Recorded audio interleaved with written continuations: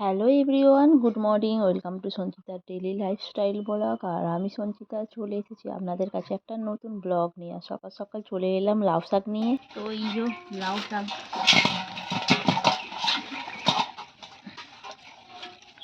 আজকে বানাবো লাউ শাক।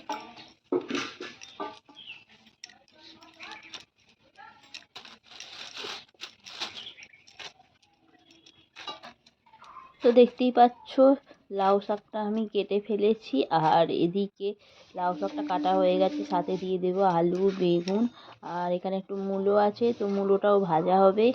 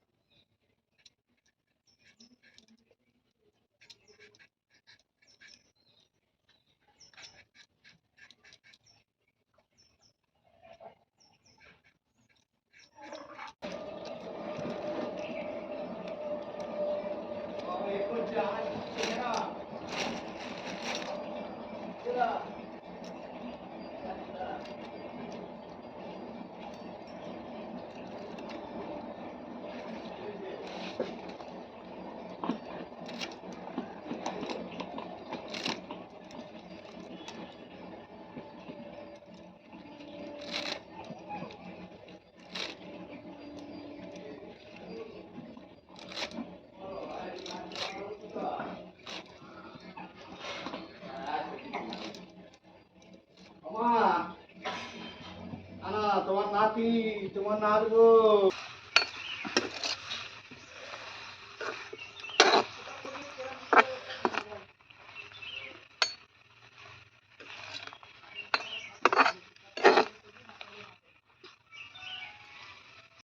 মূলো ভাজা, আর এখানে আলু কাটা আছে, আলুটা কেটে সিদ্ধ করা আছে, টমেটো দিয়ে, ধনেপাতা, আদা, লঙ্কা দিয়ে হবে মাছ দিয়ে আলু দিয়ে একটা সবজি।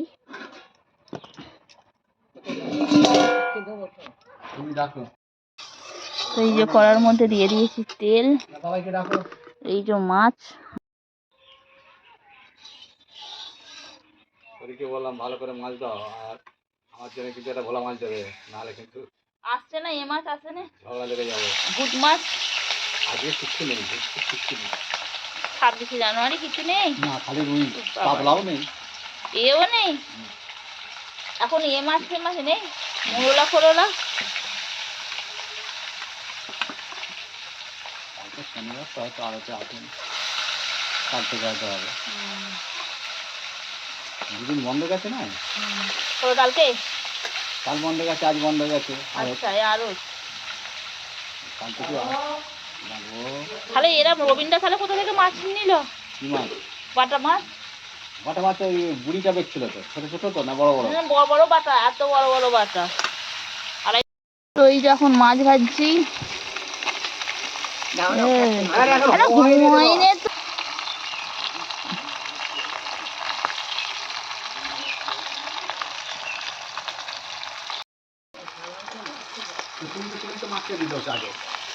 তো এই যে হয়ে গেছে মাছটা ভাজা।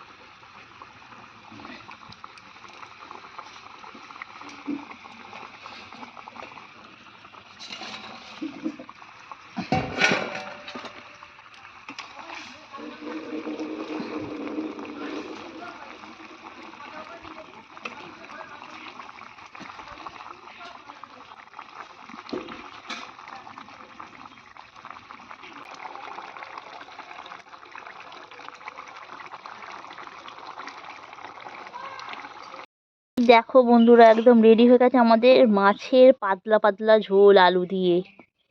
আর হবে এখন শাক। তো শাক বানাবো, আর এই যে তেজপাতা, পাঁচফোড়ন, শুকনো লঙ্কা দিয়ে দিই।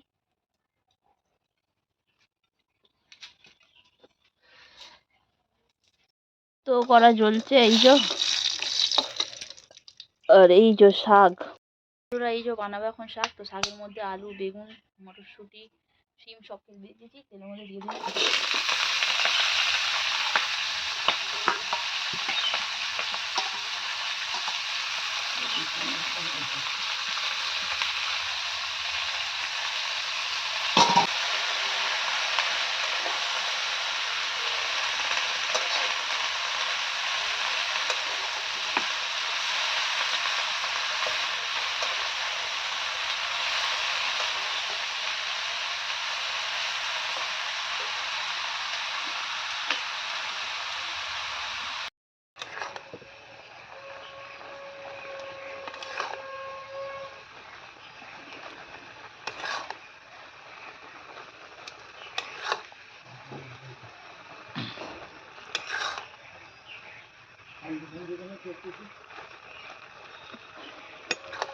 ওখানে দিয়ে দেবো।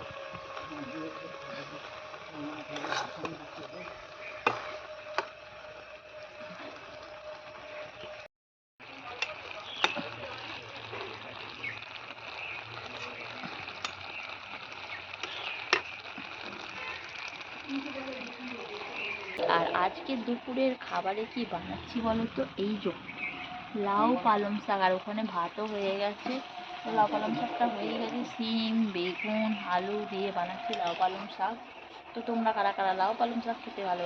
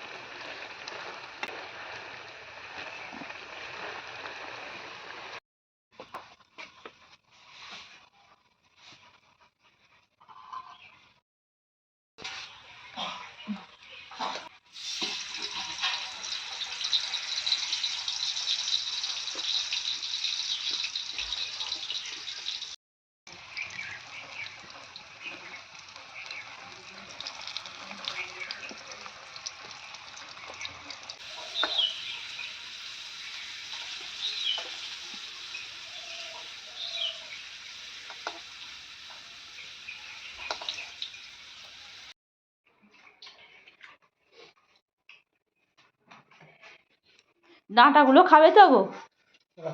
খাবে না কেন? ওর কার জন্য রেখে দিয়েছ? ঠাকুমার জন্য। কি বলে কাকাই?